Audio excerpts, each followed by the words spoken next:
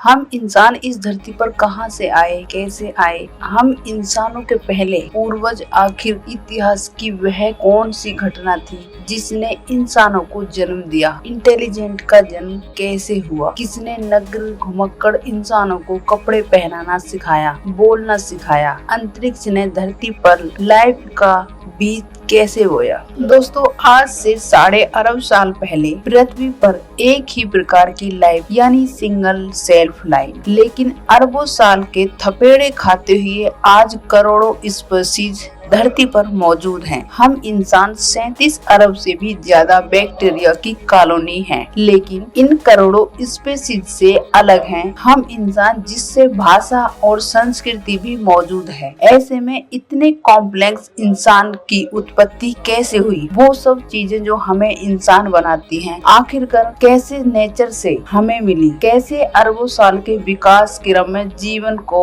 एक नई दिशा मिली? चलिए जानते हैं आज की इस वीडियो में। कॉम्प्लिकेटेड में हमारी पृथ्वी पर 35 अरब साल पहले रहस्यमय ढंग से लाइफ पैदा हुई। उससे पहले पृथ्वी पर लाइफ का कोई नामो निशान नहीं था, यानी इसकी उत्पत्ति से लेकर 1 अरब साल तक पृथ्वी लाइफ सुनी थी। पृथ्वी पर कॉन्शियस पैदा ही नहीं हुई थी। 1 अरब साल तक पृथ्वी अनकॉन्शियस थी, लेकिन 35 अरब साल पहले कुछ ऐसा हुआ जिससे पृथ्वी पर एक ग्रेटेस्ट शो का जन्म हो दिया। उस शो का नाम है एवोल्यूशन। जब से लाइफ पैदा हुई तब से लेकर अब तक प्राकृतिक आपदाएं हमेशा से लाइफ की दुश्मन बनी रही हैं, और यही कारण है कि 5 बार पिरले ने लाइफ को खत्म करने की कोशिश की है, लेकिन लाइफ हमेशा सरवाइव करती गई। न सिर्फ सरवाइव बल्कि कॉम्पैक्ट फॉर्म में विभिन्न प्रकार के जानवर धरती पर पैदा होते चले गए। शुरुआत में जन्मी सिंगल सेलेक्ट बैक्टीरिया लाइफ में सबसे सिंपल फॉर्म, धीरे धीरे नेचर ने इसे कॉम्प्लेक्स बनाना शुरू किया। अरबों साल में लाइफ समुद्र से भूमि पर और भूमि से आसमान में कदम रखने लगी, लेकिन इन अरबों सालों में इंसान का कोई नामो निशान नहीं था। आज से 65 मिलियन साल पहले डायनासोर्स जैसी प्रजाति का भी अंत हो गया था। डायनासोर के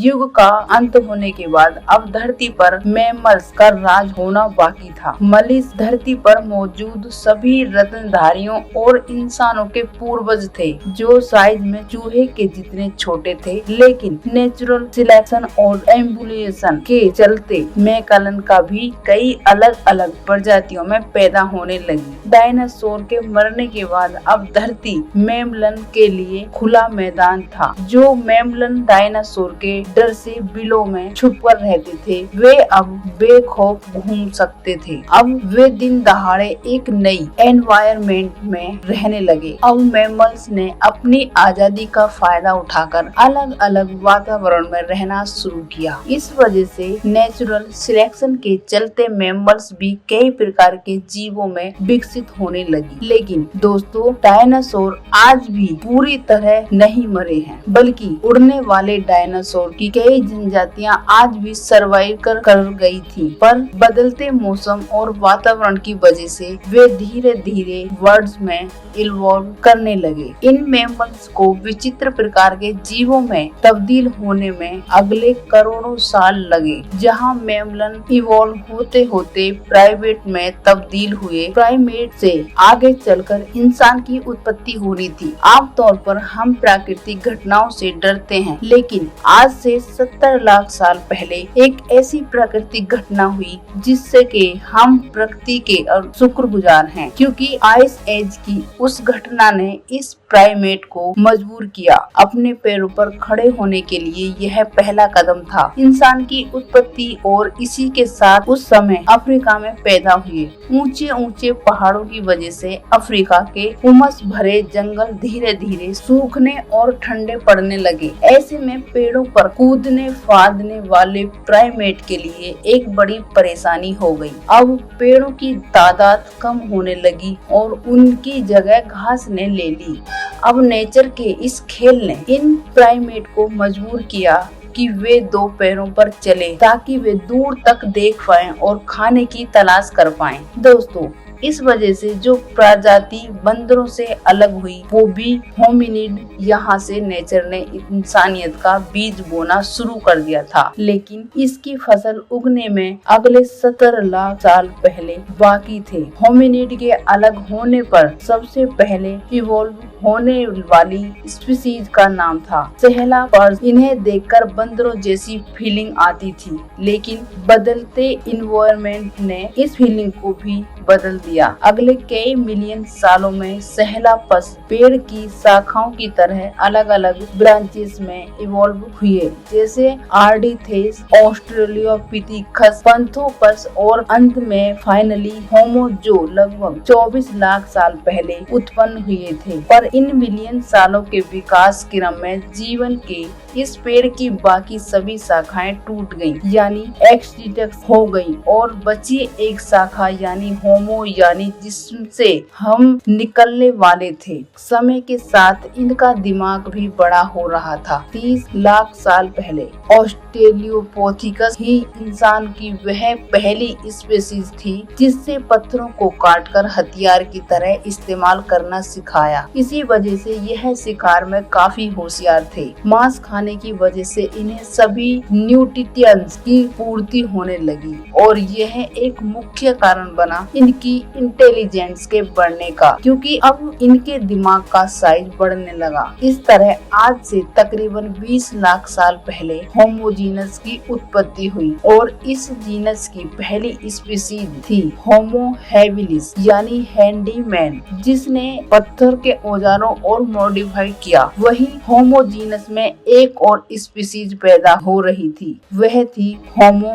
इरेक्टस, जो आज से करीब 18 लाख साल पहले अस्तित्व में आए। यह पहली स्पीशीज थी जो 2 पैरों पर सीधा खड़े रह सकती थी, अपने पैरों पर खड़ा होकर। इसी स्पीशीज ने नेचर की जिम्मेदारी को संभाला और इन्होंने सबसे पहले आग को कंट्रोल करना सीखा। यानी हम कह सकते हैं कि आग आविष्कार आज से 18 लाख साल पहले हुआ। लेकिन अपने आप आग की खोज कैसे हुई? दोस्तों, वैज्ञानिकों के अनुसार यह संभव हो सकता है कि प्राकृतिक घटनाओं जैसे बिजली कड़कड़ाना या सामान्य घटनाएं जैसे चकमक पत्थर का नेचुरली आपस में टकराना, जिसे देखकर एक क्यूरियोसिटी जगे कि आखिर यह नई चीज क्या है। अब दिमाग तो इनका बढ़ ही रहा था, ऐसे में क्यूरियोसिटी भी बढ़ रही थी। होमो इरेक्ट्स और अन्य प्रजातियों को जानवरों का शिकार करना या उससे बचने के लिए एक नई चीज मिल गई थी, वह थी आग। जानवर आग से डरते थे और इसके प्रयोग से होमो इरेक्टस को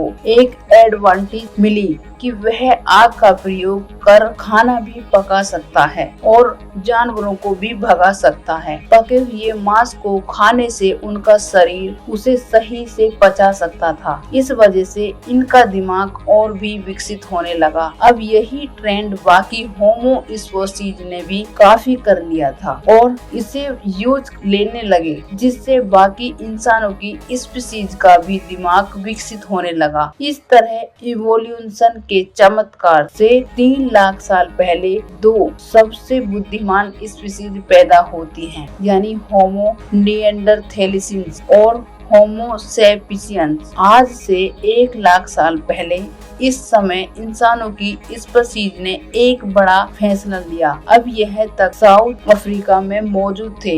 यह वहां से माइग्रेट कर धरती के अलग अलग इलाकों पर जाकर बसने लगे। नए इलाकों में जाने पर इनके सामने नए चैलेंज आए, नए क्लाइमेट कंडीशन और खूंखार जानवर। अपने सर्वाइवल के लिए इन्होंने दिमाग लगाया और नए विकसित हथियार तैयार किए। अब इन हथियारों की वजह से यह शिकार को काट सकते थे और दूर दूर तक जा सकते थे। इस समय कुछ और नए चैलेंज सामने आते हैं, जैसे हिरण, जीवों का शिकार करना, जिसके लिए एक साथ मिलकर हम काम करने की जरूरत थी और तरह टीम वर्क के काम करने के लिए आविष्कार को जरूरत थी। वो थी भाषा, एक दूसरे दूसरे से बातचीत करना। और यह भाषा की शुरुआत हुई इशारों से, अलग अलग सिग्नेचर से, जिसे प्रोटो लैंग्वेज कहा जाता है। अब लैंग्वेज जैसी एक नई चीज आने से इन होम्यूनियंस ने उसका खूब प्रयोग किया। होम्यूनियंस के बीच इरेक्टेशन, आपस में होने वाले कॉम्प्लिकेशन और डिटेल में चीजों को एक्सप्लेन करने के लिए धीरे धीरे लैंग्वेज इवॉल्व होने लगी। अब इंसान की शरीर की ऊर्जा दिमाग पर अधिक खर्च होने लगी, जिससे एम्बुलेशन दिमाग का हुआ। लैंग्वेज की वजह से ब्रेन के क्रिएटिव पार्ट ने ग्रो किया। दोस्तों, हो सकता है कि लैंग्वेज की वजह से चुगली करने का आविष्कार भी फीमेल्स ने उसी समय किया होगा। लेकिन दोस्तों, अब तक जो होम्यून स्पीशीज नग्न घूमती थी, आखिर ऐसा क्या हुआ जिस वजह से उन्होंने कपड़े पहनना सीखा? वैज्ञानिकों के अनुसार हमारे प्राचीन इंसानी पूर्वजों के शरीर पर बाल अधिक हुआ करते थे, लेकिन धीरे धीरे उनके फर लूज होने लगे। अब क्लाइमेट चेंज होने की वजह से और माइग्रेशन के कारण बड़े इलाकों में रहने की वजह से इंसानों ने अपने स्ट्रॉन्ग टूल्स का प्रयोग करके, वैज्ञानिकों के अनुसार आज से